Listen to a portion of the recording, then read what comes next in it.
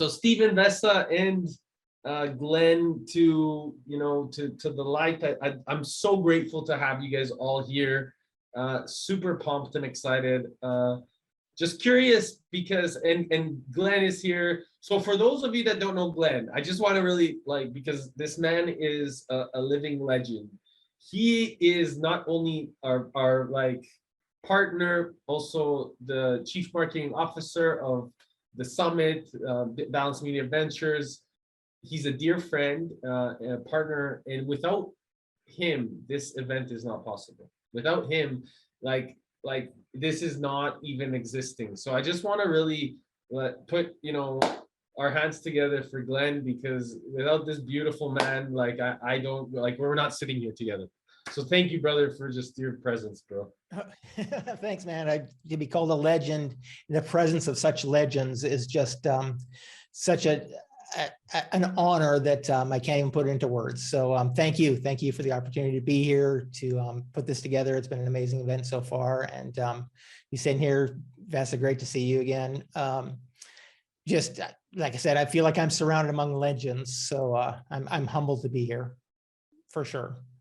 We love you, bro. We love you, bro. And we're all mirrors of each other, which is really the exciting part. And Stephen, where are you coming in from, bro? Because I'd really love to. I know you're always somewhere new, so. I'm coming in right now from Cabo San Lucas, Amazing, Mexico. Bro. It's good to have you, bro.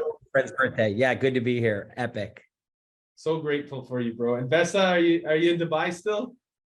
Yeah, still in super hot Dubai. It's getting ridiculous. It's 40 degrees or something like that today. So it's from air conditioning to a blast of heat and then back to an air conditioning. So, but regardless of that, super nice to see you, fellow hat wearer. I'm as enthusiastic as ever. It's midnight here in Dubai at the moment, and super cool to see you again, Glenn. Nice to meet you, Stephen. So nice to meet you too, brother. To this. Put on a hat, so we're all in this together. That's another place. I don't have any hats here. I'm feeling left out. All right, I don't want you to feel left out, Glenn. Teamwork, guys. We're all good. It's all good. We're making it. I love you guys, man. And I love it already. This is the beauty of art. You see, this is the beauty of us as artists coming together, really bridging our flow of energy together. So, having the ability to be here with you all, and you guys taking the time, even though it's late in Dubai or you're at a friend's birthday, in Kabul, you're in Panama, it's hot there, busy, we're still making time. And I think that this is because it's so much more meaningful than us, right? It's so much more meaningful than the individual. And coming together now, we get to have a conscious conversation of how can we help more artists really step into that business bulletproof, that future proof, using ownership, diversification, decentralization.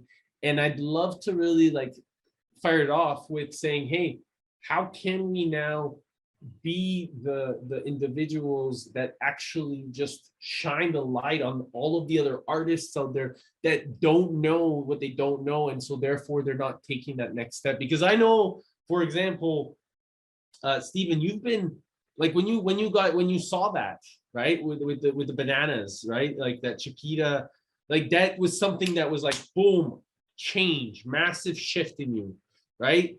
And there's all of us have these unique shifts within ourselves that it's time for us. And I know that there's people out there that they don't know what's possible. And so the purpose and the intention that I really want to curate here all together and really set is, hey, let's create an intention, or let's cultivate an awareness so that those that don't know that what's possible, that they can step into this in some capacity, and we can help them, guide them, share with them some ideas together to illuminate the path of possibility. Is that cool? Is that fair with you guys? Yeah. I love it. Yay. Totally. Yay. So with that, I'm going to just change the screen so I don't have to have this up anymore. And just ask. With that, I'd love to ask Glenn Hez is looking cool, cold. Oh, Leandro, you're so funny. So, what does it look like? And Stephen, maybe we'll start with you. Is how did you step into this reality? You know, it was in what year did you start? It was 98. You started doing this. 95. 95. Yeah. So this awareness has really stepped into you a long time ago. You know, you're really an OG in this type of renaissance, right? Same thing, you know, with Vesa and Glenn, and you like all in different ways. But like, I'd love to understand is how did you make this step through this breakthrough to building this bulletproof, this future-proof investing because you trusted so much in yourself?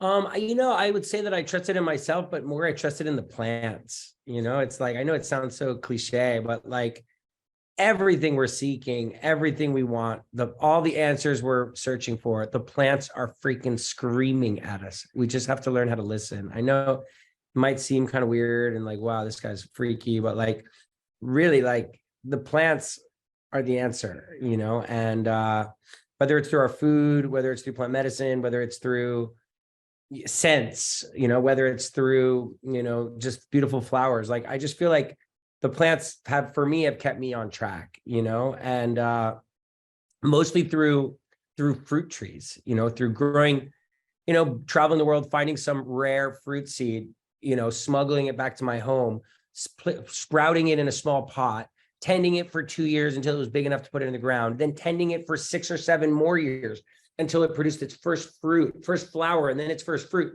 And then having the opportunity to pick that unknown, exotic, weird fruit that my friends had never tried and then feed it to them is sacred. And it's like revolutionary. And I've gotten to do that thousands of times, you know? So it's like, for me, that's really what always drove me. Like, I wasn't driven by like business or like, you know, financial goals. Like, I just kept having new things, flower and fruit. And it might seem so like mundane and weird, but like that is always what kept me so excited. You know, and you know, it's like, I got to the point where I thought, you know what, like this hobby is coming to an end. I pretty much have everything, you know, I pretty much have all the plants I'm seeking.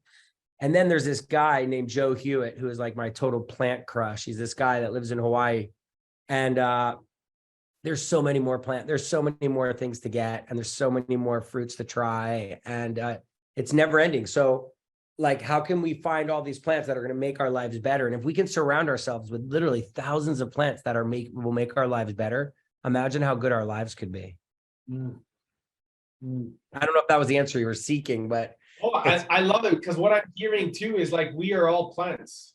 yeah, You know, in our own ways, right? Like, we're all plants in our own ways. And so this is what I hear, you know what I mean? I don't know if that's also, you know, but like, we're all plants, and we get to learn from each other as being these plants of wisdom that we get to share because of our experiences. And so if we nourish the inside as a seedling, as of who we are, then that will just start to like spread and sprout as we're meant to be.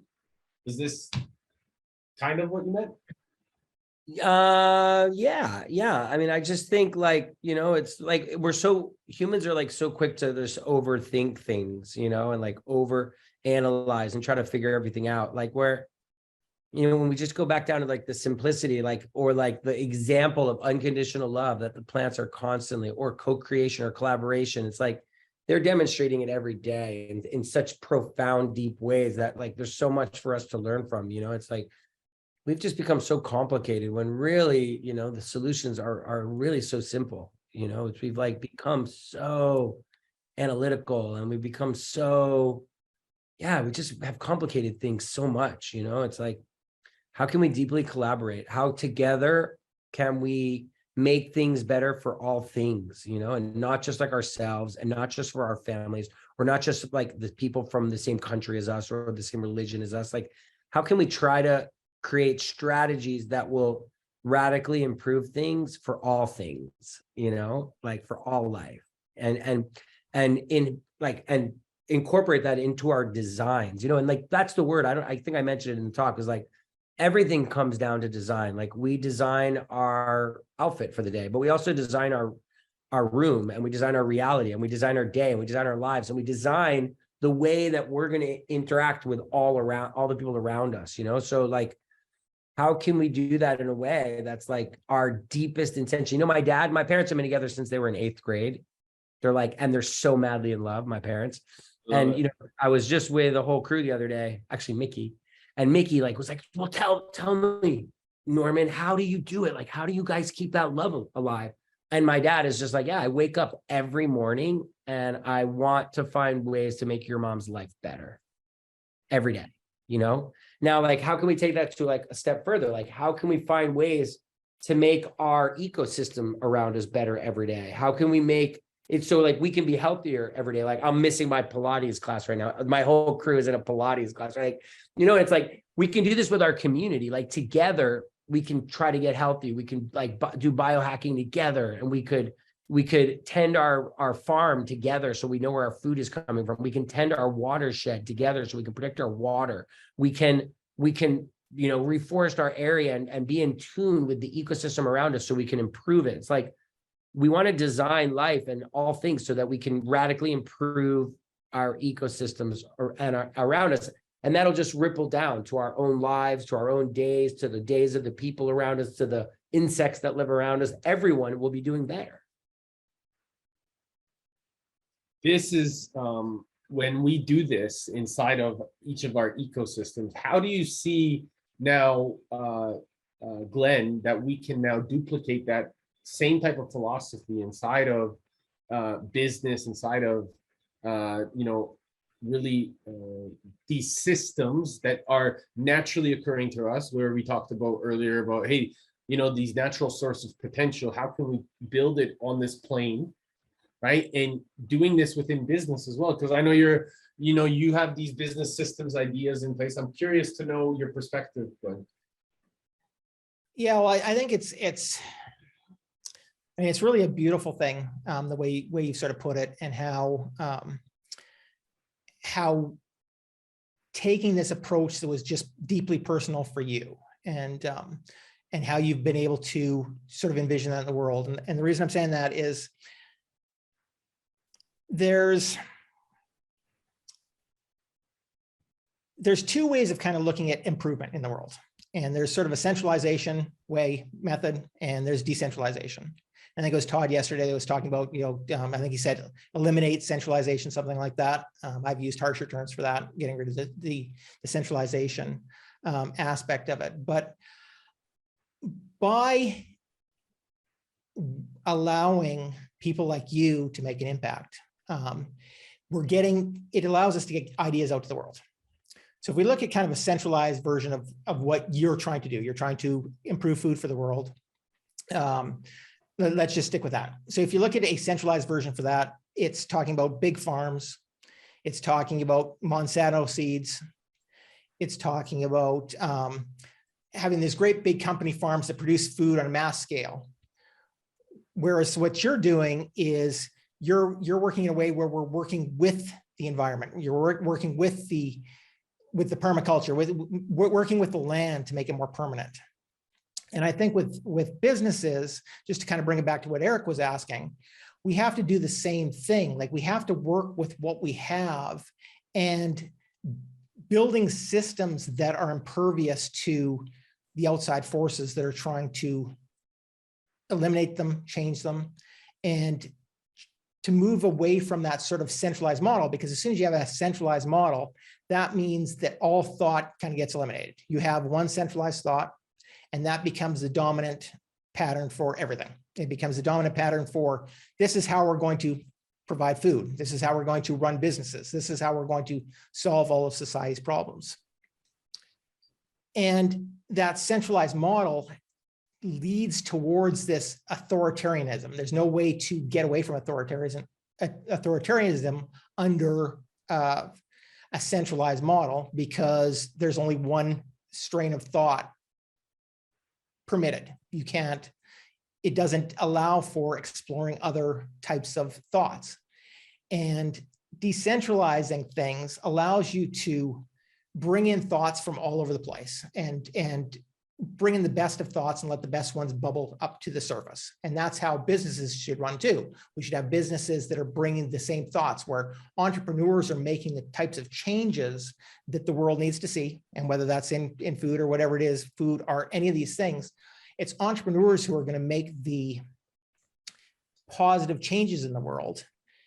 And by doing that in a decentralized manner, we can always express the best ideas and let those best ideas come to the top. We're not forced into a model where only one line of thought is the driving factor and the driving force.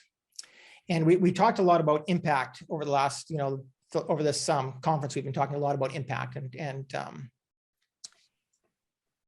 what I've discovered in being in business is that, and really it should be quite obvious, is that you can't have an impact if you lose your business. And right now, businesses are in this place where we are all at risk of being canceled. And I know Vesa can talk about that from the art space as well, but we're all in this place where because a centralized model, the centralized thinking can't allow alternative lines of thought. If you have a thought that's different within your business, within your community, within whatever you're working, you're going to be silenced. You're going to be shut down. And we've seen that a lot. We can talk about that a little bit later, some examples of how that can happen. But I think that by embracing kind of that growth mindset of where you're working with the land again to come back, if we do that within our businesses, getting back to that organic sort of allowing businesses to be individual and get their message to the world. And we can talk a little bit about that later too, but getting that message to the world, that's how we're going to improve where we're going. And I'm not sure, again, if that sort of answered your question, Eric. That was beautiful. It's actually beautiful the way you brought that together, because then I start to like understand, okay, so if we come back to the land, right, and we create this permanent culture, right, which is really like permaculture, and we focus on identifying that culture is a unifying force of different thoughts, different ideas, different understandings, that there's actually a unification there. And it's also about different ideas, right? Now, bridging that to the land and saying, hey, like mycelium, for example, right? It goes everywhere. It connects to everything. It allows us to be interconnected. How can we then, with this decentralization and this ownership, really stay in a state of like diversification and decentralization? Vesa, what are your thoughts? I was just looking to the side a little bit because I wanted to make a couple of notes, because no worries. First of all, I wanted to kind of just say to Stephen, because you were saying that, all this stuff about plants and it's a little weird. Well, I've spent enough of at least a couple of 100 hours in the company of Terence McKenna, as well as followed some of his advice. So you maybe pick up from there that, I've had communions with the plants, and some of them have been absolutely mind-blowing and helped me become a better artist and a better human being. So in that sense, I wouldn't maybe say that go as far as Eric said that we're plants, but I've certainly been assisted by them. And counterintuitively, the intelligence that they had was quite literally mind-blowing. So that's something that has been a part of the artistic journey. And of course, because we had this conversation with Glenn earlier about the cancel culture and all of this kind of stuff. And today, actually, I heard a fantastic 5-minute monologue by this lady, a British journalist called Melanie Phillips. And the poster on the YouTube video just said cultural totalitarianism. And the caption was truth as a right-wing concept, that anything that now goes against the narrative that is being pushed in a certain kind of way, then you're ostracized to being right-wing, no matter where you actually stand or not. And then right-wing, of course, means bad person. And then you need to be silenced, and your ideas don't need to be contended with, and all that kind of stuff. And it's scary in this cultural climate to share anything to do with truth in that kind of sense, or objective reality, and those kinds of things. And why I really have a particular problem with that, outside the obvious things that for the grander society, but it's really an anti-art movement. It's something that has co-opted some parts of the artistic expression to be a part of its narrative. But for anyone who wants to think and express by themselves and take the totality of life and put it into their art, is not accepted within that realm. So despite someone saying that it's all about inclusivity, actually that just means inclusivity for this very specific narrow point of view towards ideas. And if you deviate from that, you're absolutely excluded from the cultural conversation. So those are the kinds of things that now you could actually summarize it, that the West is now going through its own kind of cultural revolution in the style of Russia and China from earlier. And that's a very frightening idea. It's something that the West is in total denial of, that it's happening at all. And those for whom it works, or who want to be a part of it in some sense, it's one thing, but it does leave a whole lot of people outside of its realm. And for the creative mindset, and like Glenn was saying, for the decentralized options for it, what I really think from an artistic point of view is that we've now had the age of postmodernism, which has been about four decades of something. And then we now, through the metaverse and the gatekeeping not being a part of it anymore, we can expand it back to all the way down to the primordial sludge of when cave painting and body painting were the first expressions of what we started doing, because of perhaps some planned communions that we had already thousands and thousands of years ago. So all the way back to where we came from now to the future, that is the metaverse, to the limitless expressions of what we can have in the metaverse.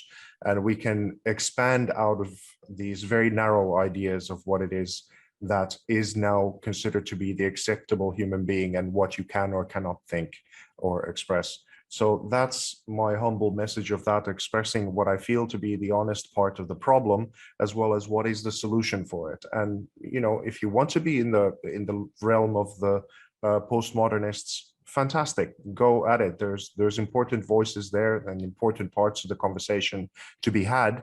But all I'm saying is that shouldn't be the only conversation that we're having. And that seems to be the case in the West for the most part.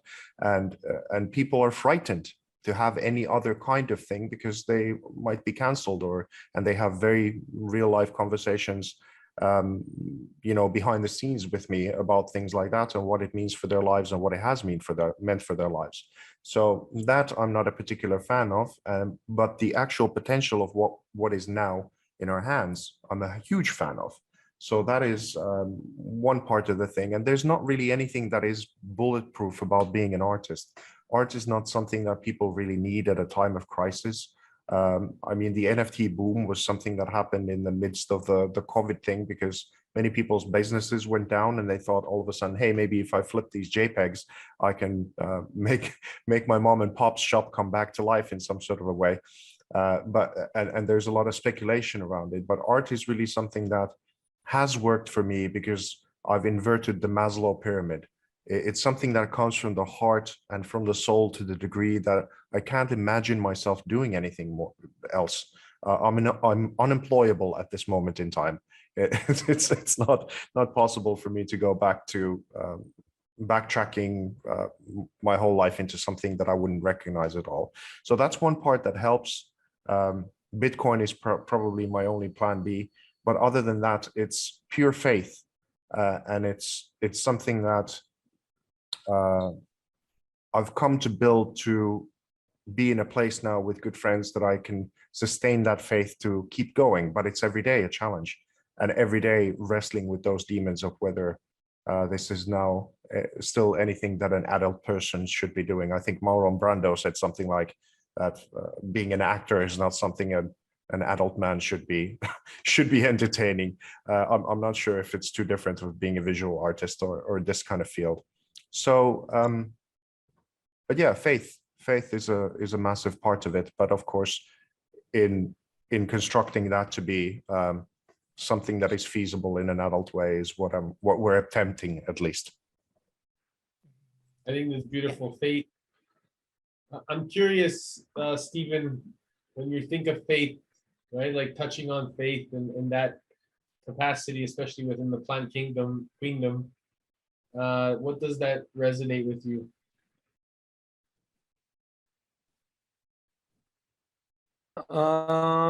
Yeah, I mean, I think I especially when we talk about business and we talk about like particularly my business, like yeah, just having faith that the value of impact is like the most important thing. Like the value of improving people's lives, the value of improving nature. Like I think having the faith that that's really what matters most, you know, and at the end of the day, you will be incredibly taken care of. Like I feel like I'm karmically a billionaire, you know, and I think you can't ever lose the faith that that is really what matters. My neighbor Patty, who was my old Caribbean neighbor from Punta Mona in the Caribbean, he passed away in 2013. He used to say, he used to look at me all the time. I'd be working so hard, running around. He'd be like, "Boy, you can't take any of that with you to the burying ground."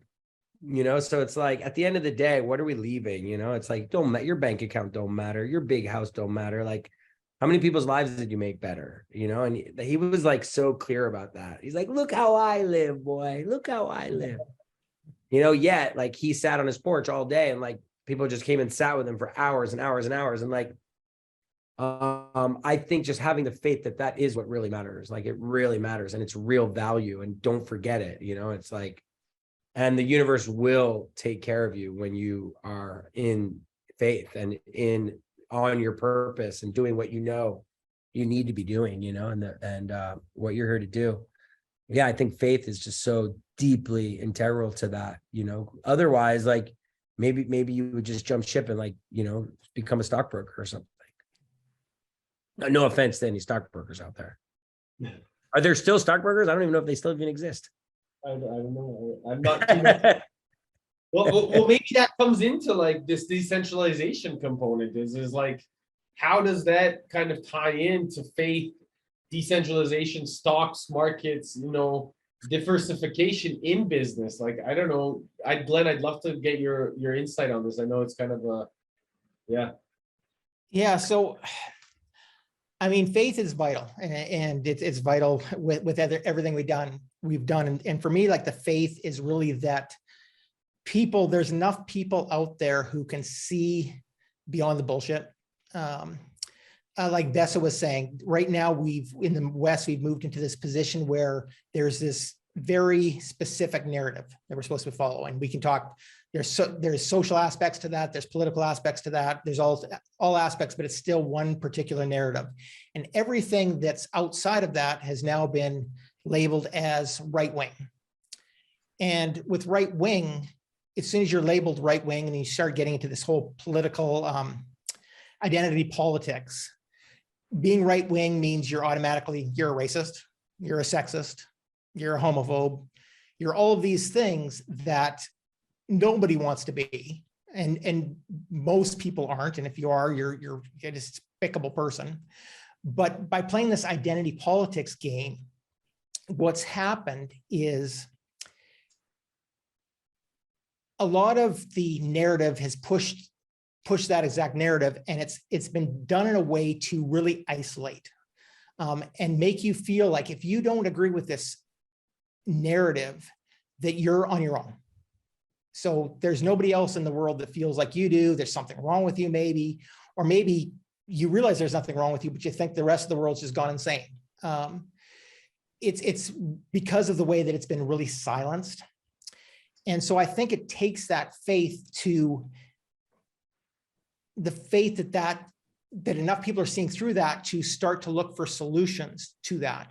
And one of the solutions to that is decentralization, because again, that moves towards away from this centralized control, this centralized message, and allows people to have different messages out there on decentralized nodes, essentially, where people can communicate one-on-one with each other. They can find other people who see the world in similar ways, and maybe everybody sees different things in the world differently. We don't all agree on one thing. If we're honest with ourselves, and if we actually have our own opinions, we're not going to see the world eye to eye on everything.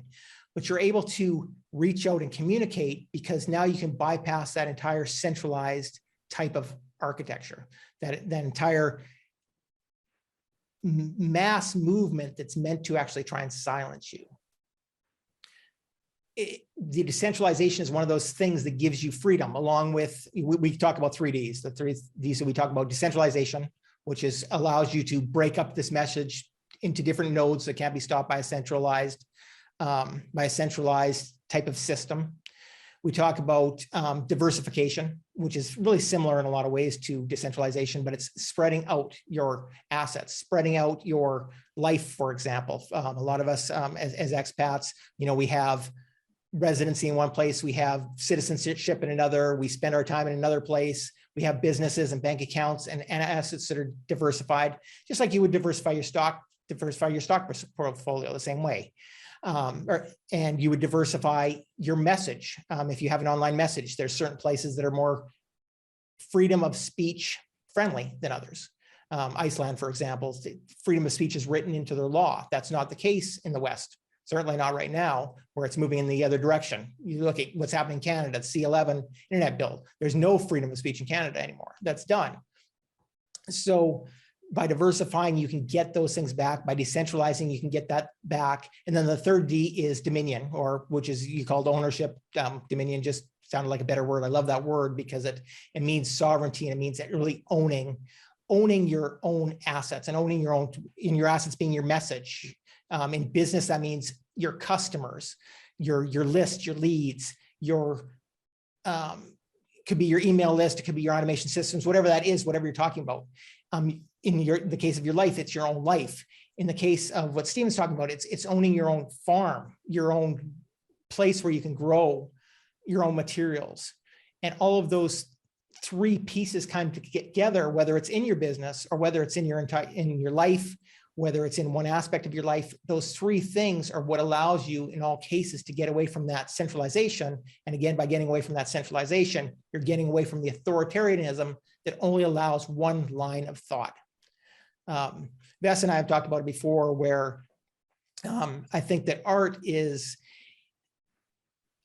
one of the most visible examples of sort of freedom of speech, because artists have always been supposed to be sort of pushing the limits, and art has always been kind of something that's been on the fringe because you were allowed to push your image or push your art. It's your imagination, and that's been being shut down. It's been being silenced over the last year. Vess has experienced that. He can kind of talk to that a little bit more.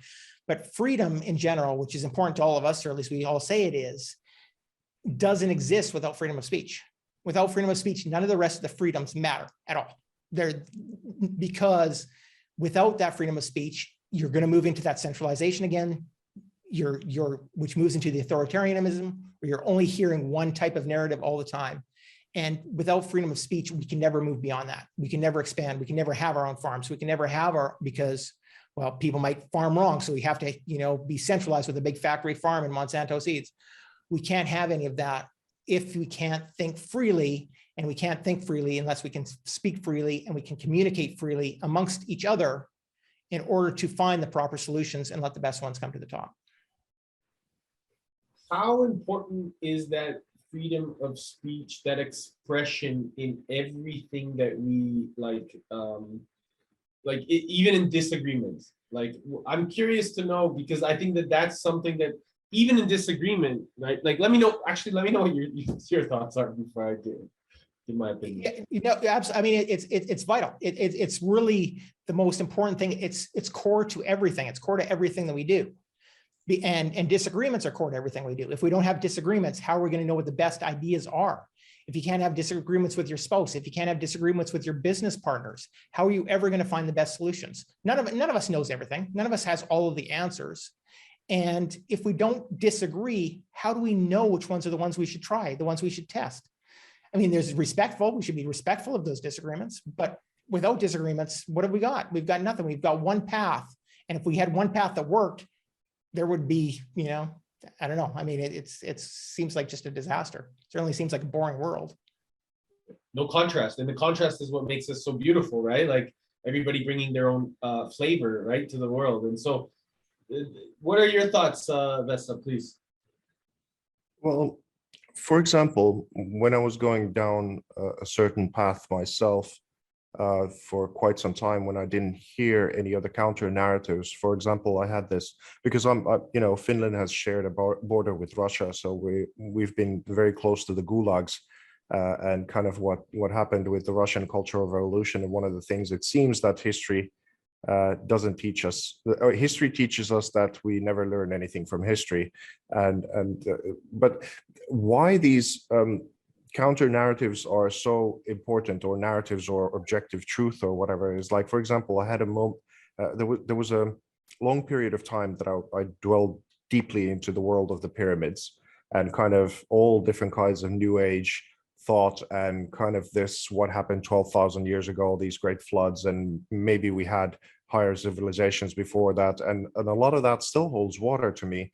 But at that time I was being given this idea that, for example, the Native Americans were super peaceful and always just in spiritual harmony and giving back to the land and back and forth, and it was just this super harmonious, beautiful, noble, savage concept. And then some of these concepts were challenged when I got to the Aztecs. That, many times over, I hear now that only if we gave the world leaders some ayahuasca and this kind of thing, then the world would be a beautiful, heartfelt space. And the Aztecs could slaughter 50,000 people in a day and rip their hearts out and cut their heads off and kick them down the pyramids in order to sacrifice to the gods. And then you would read something like The Empire of the Summer Moon, which is about the Comanche tribe, which were essentially the Mongols of the Native American lands, of how they raped, pillaged, and murdered, and they didn't grow any crops. They didn't do any of the farming stuff. They pretty much just were these savages on horses that wanted to be feared, and they were absolutely masterful on their horses and how they killed other tribes and sort of enslaved them for their own purposes. And just reading that part of the history, and now contrasting that to the narrative that is being pushed, that anything white or anything to do with white culture is just evil, and anything to do with something that is considered a minority. And in this case, and obviously it's horrific what has happened to the Native Americans, and a part of that history is something that needs to be reckoned with. But for example, when you hear that, okay, white people came and coughed into the blankets that were given as this Trojan horse kind of gifts then to the Native Americans, and then they got this disease, and then it's given now a perception that this was done on purpose, but this was actually at a time when we had no understanding of bacteria whatsoever. So the narrative being pushed that this was done deliberately as a kind of genocidal trick is absolutely false. So unless if you hear any of those counter arguments to the narratives that are being pushed right now, what you get is a world totally out of balance. Because this is why we need the freedom of speech and why we need the counter of information, because often it becomes very propagandistic so that other people can push their narratives through. And then we tilt to the one side, and we're very easy to repeat horrific mistakes that we've done in the past. We're all human beings, and we have good and bad sides. And if you look at any of our cultures objectively, you start to see that they have a certain kind of balance within themselves, and we all contribute to one another in a way or another. And I'm someone, because my mother was an air hostess, I got to travel a lot ever since I was a kid. That was a real privilege that I had. And I got to see a bunch of different cultures. So for the obvious part, racism sucks, and I don't care who you sleep with, and all of these things, the obvious things. But now it's so important that we get to express and explore some of these things in a balanced way when we look into our past, no matter what the culture was, and kind of look at them and potentially be able to cherry pick some of the best things. For example, this concept of cultural appropriation. Art is nothing but that. And I think one of my absolute heroes ever since a kid, who was Bruce Lee, was one of the masters of cultural appropriation, changing how these martial arts were seen in America, how Chinese people were seeing, adopting different styles and merging them together into this artistic, super impactful thing. And how essentially, in one way, you could say that he was the father of MMA. And you look at those kinds of expressions. And I'm personally just wanting to take all the best parts of whether it to do with the Mayans or go down to the pyramids, or what was great about the ancient Chinese culture of how that transformed into what it is today, and kind of pickpocketing all of these great things and putting it together in a delightful, delicious way is what it's all about. So for me to then kind of hear about these things, and especially not growing in America, I grew up in an economy of 5 million people with very little artistic sort of kind of background myself, as well as what the culture has brought to the whole world stage. So when now someone comes to tell me that, you know, someone wearing braids, which by the way are called Danish braids because they were worn by Vikings, you know, and I'm sure many people have had these braids all across the world, but to someone to say that, okay, these braids can now be worn by only these people, and a part of that American conversation is just so mind-blowingly stupid and arrogant that it's hard to stomach sometimes, you know. And that's why there's such a push of shutting down a lot of this conversation, because that exposes how weak a lot of the arguments are. So in this way, I'm absolutely with Glenn and the freedom of speech of why it is important. Otherwise, we go off balance and we get a delusional or fantastical kind of idea of the world, and then we do really bad shit, like, you know, the communist revolution and socialist revolution last time put 100 million people into their graves. And probably not a great idea to repeat it.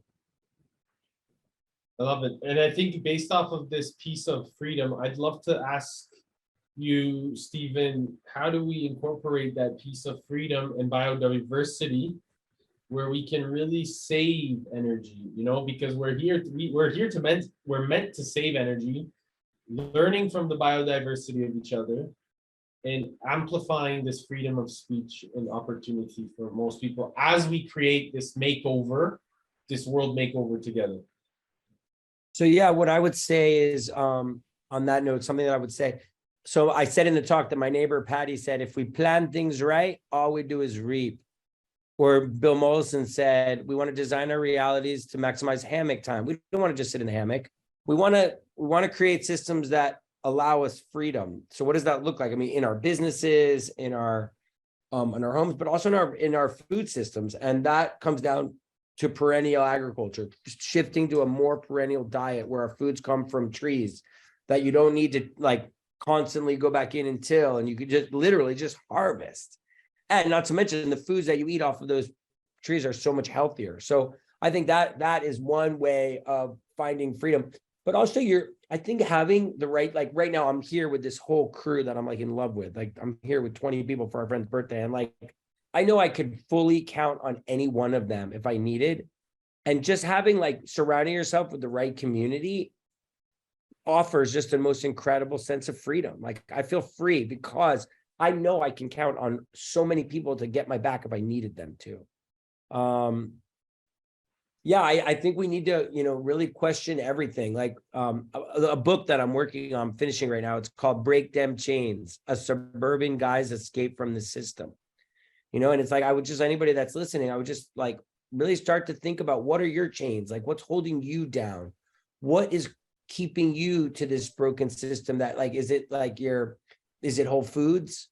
That comfort of Whole Foods? Is it comfort of your yoga class? Like, how can we break free from a system that's clearly not working? The system is not working, yet we're like addicted to it. It's like we're masochists. We want to, you know, keep living in a reality that's clearly not working. So what are steps that we can take towards becoming more free, you know, and less dependent on something that's clearly not working? So yeah, I think that's what I would say around that.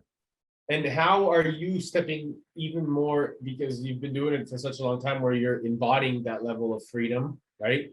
What would you tell somebody to like really take the more time? I know you talked on like perennials, really focusing on community, cultivating, you know, the understanding that you can break and get away from the system. But like, is there anything that if anybody's listening or watching back the recording, like what are 3 steps that they can step into, even though they're in the system and they want to break the change? Yeah. Or great question. Change. You know what I mean? Like what would you offer, bro?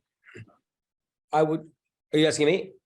Yes. Oh yeah. So I would say to cancel your Amazon Prime, first thing. Join a CSA, you know, a CSA, community supported agriculture, where you become part of a farm. And then I would just say, take that, like, those are two very related things, and like, just take it to another level. Like, even it's almost like being a drug addict, like we're addicted to consumerism. Like, what are we, like, let's try just for today, like they say in the Narcotics Anonymous, like, just for today, let's not try to buy any shit. You know, let's not try to buy anything we don't need. You know, let's try not to buy anything from someone we don't know, you know, like, just for today.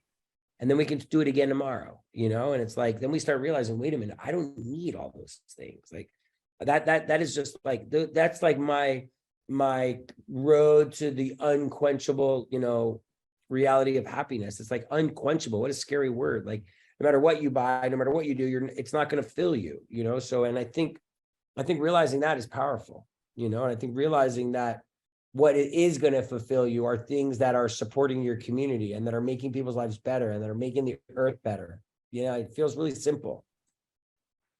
It does. It does feel really simple, and it's so fascinating how difficult we try to make it. And so this is one thing that I'm hearing, Stephen, and is the relationships, right?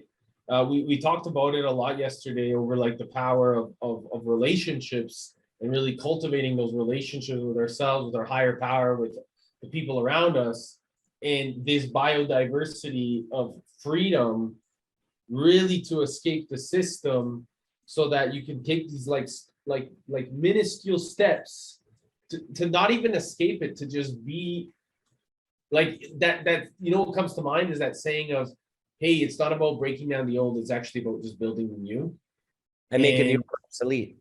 That's it, right? So this is something, this leap, you know, how do you fellas see it?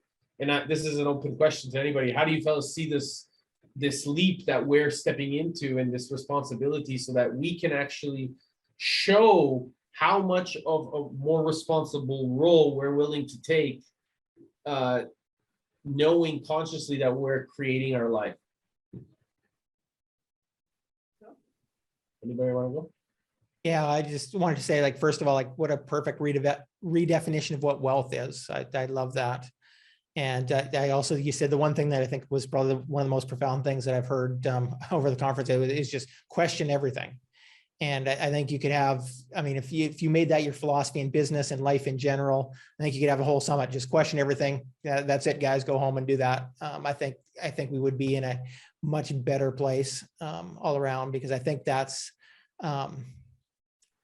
by doing that, I think that's becoming an example of what you were just saying, Eric. Like, this is how we make an example. This is how we show up to the world. This is how we make those changes, is really just by questioning everything. And if we do that, if we question the main line of business, if we question the main line of tools, is something that I deal with a lot. Just so I'll bring it, like, the tools and using, like, do we need to use proprietary software? Can we use open source? Would be a question that we would ask. Where should we host our stuff? Do we host it in America? That's because where we are, or do we host it somewhere where they'll treat us better, or treat us in ways that are more aligned with ourselves? Do I have to have all my bank accounts in the country that I live in? All of these things, if we can continue to ask those questions, that's going to automatically help us find the answers. And then we're going to start living that example. And that's how we're going to show up to the world, is by living those examples. Stephen, Vesta? Yeah, I just shared because what Stephen was saying about the consumerist reality, because I've been bouncing back and forth in between these different things. Because now, if we look at our system, many people get caught in the trap of saying, okay, capitalism is just great. And then some people are like, yeah, let's tear down capitalism and we will go with the socialist model. Often they don't say, let's go with the socialist model. It's just tear down capitalism. Let's not have a plan. But in reality, what we right now have is a system that is not socialist nor capitalist. It's an amalgam of them both in a way. And it's sort of, in ways, worst parts of both of them. It's kind of like the socialist system for the wealthy, and then the sort of worst case capitalism for the poor, and we're increasingly losing the middle class from in between it. So in one way, getting taught, kind of caught in these traps of thinking of how it's come about, of what it used to be and what it is now is two different things. And one of the things that really helped me kind of understand a part of the consumerist model of why that's such a trap was this documentary called The Century of the Self by this brilliant filmmaker called Adam Curtis, and how he goes into this part of how Sigmund Freud's cousin, Edward Bernays, who should be a superstar. Edward Bernays is the father of PR. He worked in propaganda during the Second World War, and then he understood that these techniques should work in peacetime as well. And that's when the boom of manufacturing really came about, and the baby boomers were on their comeuppance in many different ways. And you needed to sell these products more than they, the evolution of society was going in that you needed to be able to sell the same product twice to people, and they could afford it. So this documentary goes deep into that, and how Sigmund Freud's techniques were used, for example, on how to get women to smoke.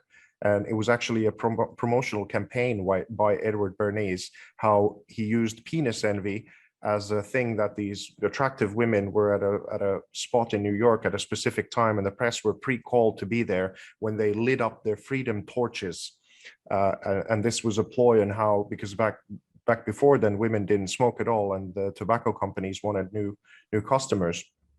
So these psychological tricks have been played by the advertising industry and many other kind of sectors on us for a long time already.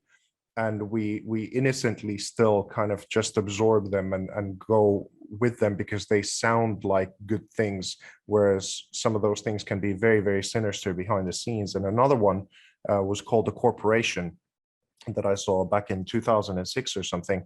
And it was about how to identify from psychology of what is a psychopath. And then essentially it was going through if corporations in their actions and how similar are they to psychopaths.